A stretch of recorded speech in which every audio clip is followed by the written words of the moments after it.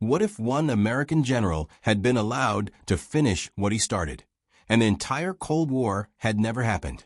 In the spring of 1945, as Adolf Hitler cowered in his underground bunker beneath the streets of a burning Berlin, one man was close enough to end it all first, and that man was not the one history chose.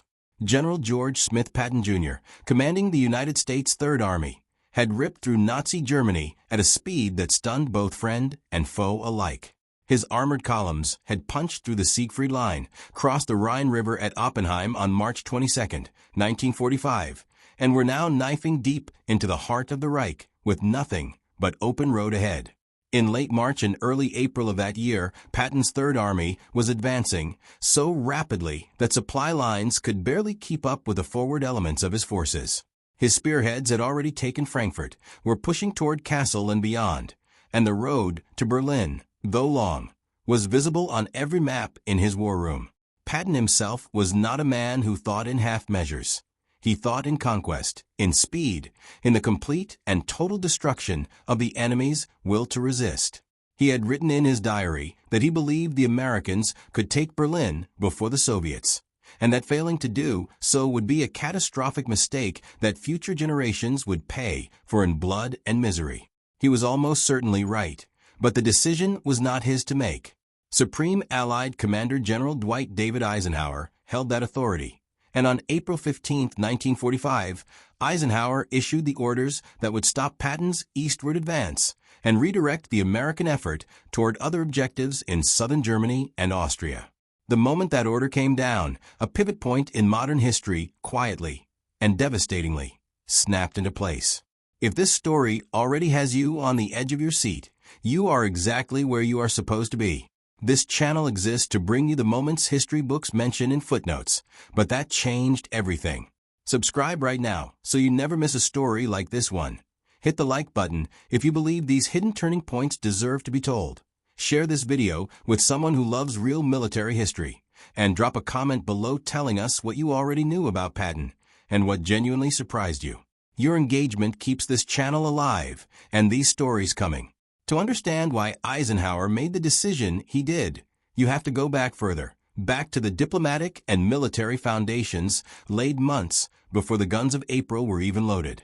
In February 1945, President Franklin Delano Roosevelt, Prime Minister Winston Churchill, and Soviet Premier Joseph Stalin had gathered at the Yalta Conference in the Crimea to decide, among many things, the post-war division of Germany. The agreements reached at Yalta between February 4th and February 11th, 1945, established occupation zones that had been sketched out even earlier by the European Advisory Commission in late 1944. Under those agreements, Berlin would fall within the Soviet zone of occupation, regardless of which army physically reached it first. This was not a battlefield decision. It was a political one, hammered out around conference tables by men in heavy coats and cigarette smoke, far from the sound of artillery. Eisenhower was acutely aware of these agreements, and he was also acutely aware that the Western Allies depended on Soviet cooperation to finish the war against Japan, which in early 1945 still loomed as a potentially catastrophic campaign requiring Soviet participation in Asia. Churchill, for his part, had already argued passionately that the Western Allies should push as far east as possible before the war ended, famously telling his advisers that an iron curtain might descend across Europe if the Soviets were allowed to occupy too much territory. But Roosevelt, exhausted and gravely ill, he would die on April 12, 1945, just days before Eisenhower finalized his orders to Patton, believed that Allied unity and Soviet goodwill were more valuable than the symbolic prize of Berlin. Eisenhower shared that calculation, and he acted on it with a cold, strategic precision that defined his command style, even as Patton raged in private and begged in barely disguised terms for permission to drive east without restriction. The political ceiling above Patton's ambitions was not made of flesh and blood. It was made of treaties, protocols, and the weight of great power diplomacy that no battlefield general, however brilliant, could blast through with tank fire. General George Patton had not always been a man people tried to restrain. He had spent the early years of the war being rebuilt, repackaged, and redeployed after a series of incidents that had nearly ended his career entirely. In August 1943, during the Sicily campaign, Patton had struck 2 hospitalized soldiers suffering from combat stress, calling them cowards in front of witnesses and demanding they return to the front. The incidents, the first on August 3rd at the 15th Evacuation Hospital and the second on August 10th at the 93rd Evacuation Hospital, caused an international uproar when war correspondent Drew Pearson broadcast the story in November 1943. Eisenhower personally reprimanded Patton and forced him to make public apologies to the men, the medical staff, and the units involved, a humiliation that Patton absorbed with silent fury. For nearly a year, Patton was sidelined from active command, deliberately used as a decoy in Operation Fortitude, the Allied deception campaign designed to make the Germans believe the main D-Day invasion would strike at the Pas-de-Calais rather than Normandy. The Germans respected Patton so deeply that his fictional command of the 1st United States Army Group, an army that existed largely on paper and radio traffic, pinned entire German divisions in place awaiting an attack that never came. He did not set foot in Normandy until July 6, 1944, arriving quietly and without the fanfare his ego demanded, taking command of the Third Army officially on August 1, 1944. From that moment, Patton's career entered its most extraordinary phase, a blitzkrieg-style advance across France that astonished even his most skeptical critics and terrified the German high command in ways that no other Allied commander managed to replicate.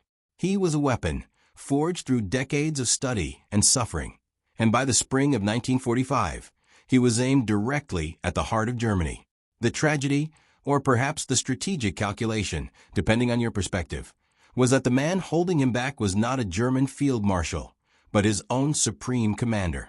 By the time April 1945 arrived, the geography of the Western Front had become a dramatic race against time, geography, and politics simultaneously. Patton's Third Army, operating in the center and south of the Allied line, had torn through the industrial heartland of Germany with a ferocity that left German commanders struggling to establish coherent lines of defense. To Patton's north, General Omar Bradley's 12th Army Group was directing operations across a broad front, while Field Marshal Bernard Montgomery's 21st Army Group operated in the north, aiming at Hamburg and the Baltic coast. Montgomery had long been a source of tension for both Patton and Bradley.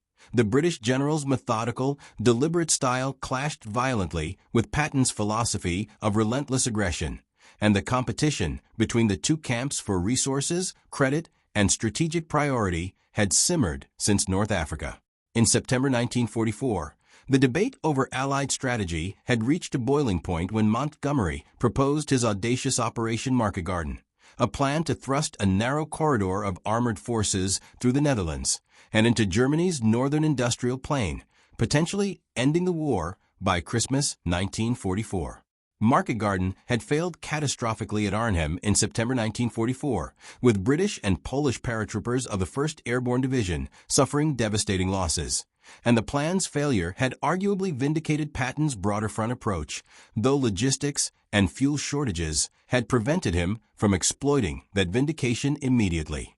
Now, in April 1945, with the Rhine crossed and Germany's interior exposed, the question of who would reach Berlin first had become more than a military objective. It had become a statement about who would shape the post-war world. Patton believed, with every fiber of his combative soul, that he could be there within days if Eisenhower simply cut the political chains and let him run. Eisenhower believed, with equally total conviction, that the symbolic price of Berlin was not worth the tens of thousands of casualties his intelligence officers estimated a direct assault would cost, and that the political framework already established made the capture geographically irrelevant to the post-war order regardless.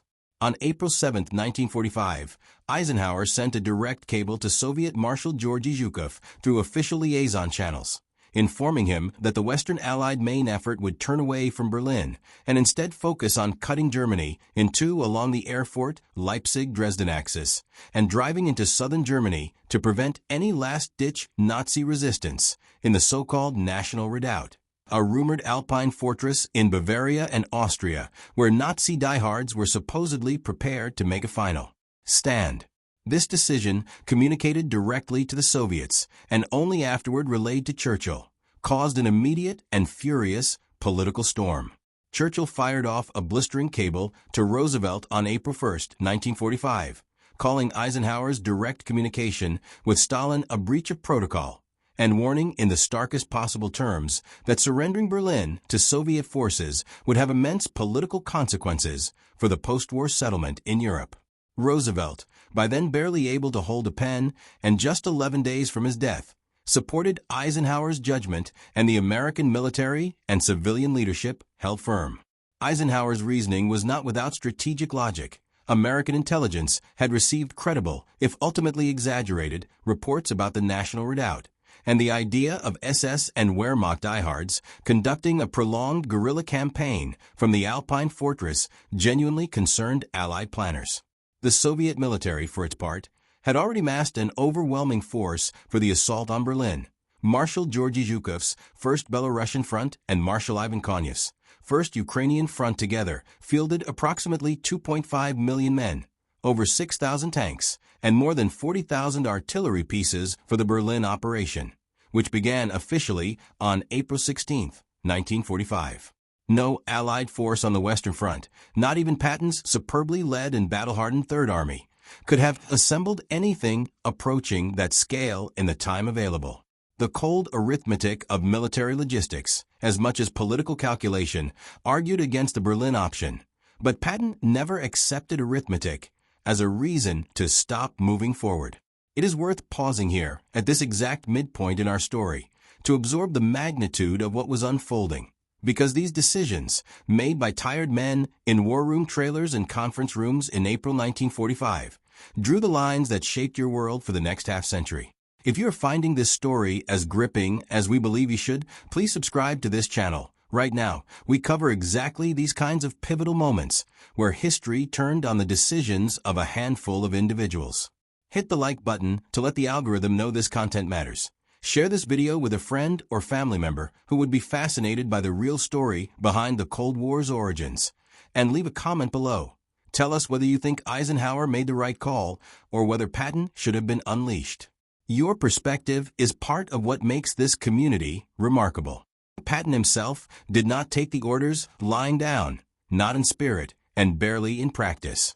His diary entries from early April 1945 are a masterclass in barely contained fury and strategic frustration, filled with observations about the political timidity of those above him and the near certainty, in his estimation, that the Soviet Union would become the next great threat to Western civilization the moment the guns in Europe fell silent. On April 11, 1945, elements of the U.S. Ninth Army, then under Bradley's command, reached the Elbe River at Magdeburg, a position that placed American forces less than 60 miles from Berlin center. Patton's own forces were not far behind in terms of eastward reach, and when soldiers of the 2nd Armored Division established a bridgehead across the Elbe at Schönebeck on April 12, the proximity to the German capital was almost physically tangible to everyone involved. But Eisenhower held the line. The Elbe would be the stop point for American forces, an order that many soldiers on the ground received with a mixture of frustration and disbelief, since they could see, from the eastern bank of that river, the flatlands that led directly to Berlin. Patton understood, with a clarity perhaps deeper than any other American commander, what was at stake beyond the military objective. He had traveled through liberated concentration camps. His Third Army had discovered the horror of Buchenwald on April 11, 1945, and Patton had reportedly wept and vomited at what he saw, then forced German civilians from the nearby town of Weimar to walk through the camp and witness the evidence of what had been done in their nation's name. He had seen the face of the ideology the Allies were fighting, and he had also watched, with growing alarm, the Soviet forces advancing from the east and occupying territories from which, he was increasingly certain, they would never willingly withdraw. His frustration was not simply the ego of a general denied a prize. It was the strategic intuition of a warrior who could see the shape of the next war forming in the shadow of the one not yet finished. The fall of Berlin itself unfolded with an apocalyptic savagery that American and British forces, stopped at the Elbe, were spared from participating indirectly. Soviet forces under Zhukov and Konyev launched their massive assault on the Silo Heights, the last major defensive line before Berlin, on April 16, 1945, in what became one of the bloodiest battles of the entire European war. The Silo Heights operation cost the Red Army approximately 30,000 killed in just 4 days of fighting between April 16th and April 19th, a casualty figure that illustrates, in human terms, what Eisenhower's intelligence officers meant when they warned that Berlin would be enormously costly to take by direct assault. The Soviet advance into the city itself, which began in earnest after April 19th, turned every street, every building, every rubble-strewn block into a separate battle, as SS units, Wehrmacht remnants, the Volkssturm Home Guard, and even teenage soldiers of the Hitler Youth fought with the desperate ferocity of those who knew no surrender was possible. Adolf Hitler himself remained in his Führer bunker beneath the Reich Chancellery Garden, a world of reinforced concrete and collapsing illusions, still issuing orders to armies that no longer existed and generals who no longer obeyed him. On April 22, 1945, Hitler suffered a complete breakdown during a briefing when he learned that the SS Panzer Corps he had ordered to relieve Berlin had not moved, and he finally admitted publicly for the first time that the war was lost. 8 days later, on April 30, 1945, at approximately 3:30 in the afternoon, Adolf Hitler shot himself in his private suite in the bunker, with Soviet forces less than half a mile away. His body and that of his wife Eva Braun, whom he had married the previous day, were carried to the Reich Chancellery Garden and burned with gasoline, per his explicit instructions, so that the spectacle of his corpse being displayed as the Soviets had displayed Mussolini's body in Milan would be denied to history. While Berlin burned and bled, Patton's Third Army was writing a different kind of history in southern Germany and western Czechoslovakia. And that campaign, too, would be cut short by orders from above in ways that deepened Patton's already profound sense of strategic tragedy. By late April and early May 1945, Patton's forces had pushed into Czechoslovakia, liberating the western part of that country, including the city of Pilsen, which they reached on May 6, 1945. The Czech capital of Prague, a city of immense historical, cultural, and political significance, lay within reach. A Czech uprising had erupted against the German occupiers in Prague on May 5, 1945, and the population was fighting and dying in the streets, desperately hoping the Americans would arrive before the Soviets did. General Bradley called Patton on May 6th and told him that Eisenhower had ordered a halt to the American advance into Czechoslovakia at the line of Pilsen and Karlovy Vary, following the previously agreed demarcation lines with the Soviets. Patton reportedly told Bradley, with barely restrained anguish, that he could have Prague in 24 hours if permitted to advance, and that the political consequences of not doing so would haunt the West for generations. Bradley replied that he was aware of Patton's assessment, but that the order stood. Soviet forces entered Prague on May 9, 1945, one day after Germany's unconditional surrender had officially come into effect, and Czechoslovakia passed under Soviet-dominated influence for the next 44 years, until the Velvet Revolution of November 1989 finally brought the country out of Moscow's orbit. Patton's prediction, delivered in frustration from a field telephone in a liberated German town, had been essentially correct, and the people of Prague and Czechoslovakia would pay the price for the decision made at the highest levels of Allied command. The formal end of the war in Europe, Victory in Europe Day, May 8, 1945, was celebrated with explosions of joy across the Western world, from Times Square in New York to the streets of London, where crowds gathered outside Buckingham Palace, and Prime Minister Churchill appeared on a balcony to acknowledge the cheering thousands below. In Moscow, Stalin ordered a massive salute of 1,000 guns, and Soviet citizens who had endured for years of unimaginable suffering poured into the streets in tears and exhaustion, and something close to disbelief that the nightmare was truly over. For Patton, the celebrations were muted by the weight of what he believed had been surrendered along with the victory. He continued to speak with decreasing concern for diplomatic propriety about the Soviet threat, at one point in the summer of 1945 suggesting, in comments that were reported and caused an immediate scandal, that the United States should consider using its still assembled army to push the Soviets back to their pre-war borders before demobilization made such action impossible.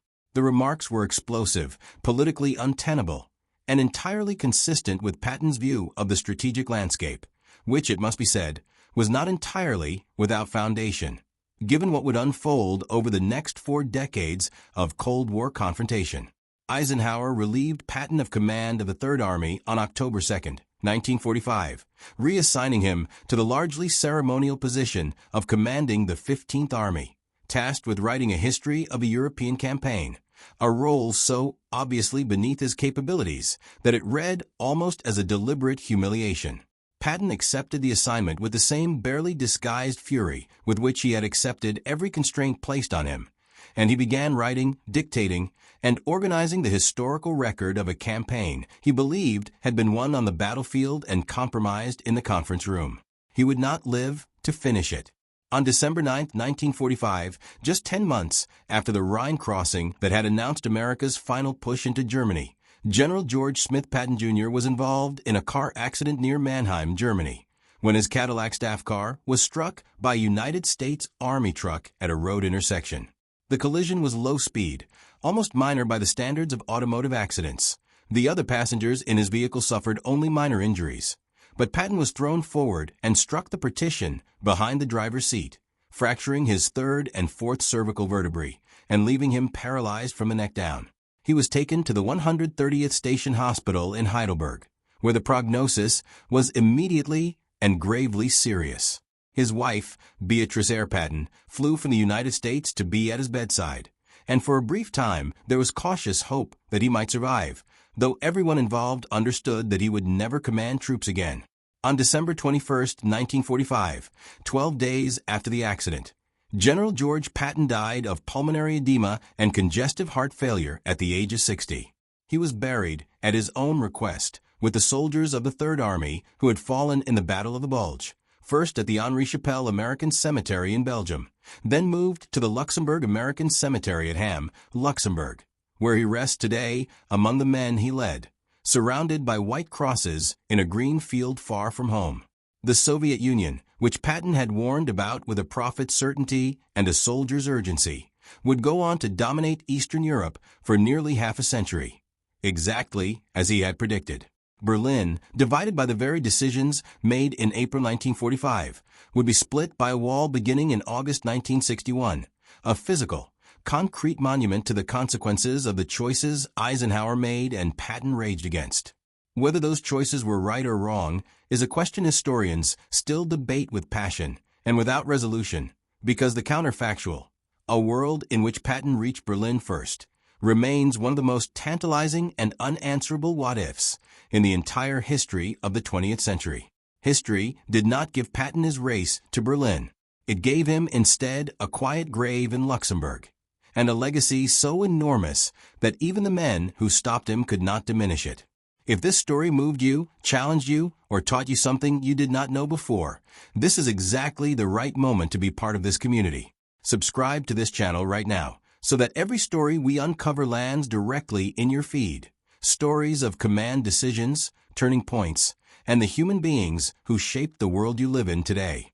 Hit the like button if you believe Patton's story deserves to be heard by more people, and share this video with someone in your life who loves history, military strategy, or the great unanswered questions of the modern era. Most importantly, leave a comment below. Tell us what moment in this story hit you hardest, what you learned that genuinely surprised you, or whether you think Eisenhower was right to hold Patton back. Every comment, every share, every subscriber is a vote for the kind of history that goes beyond dates and battles and asks the questions that still matter right now.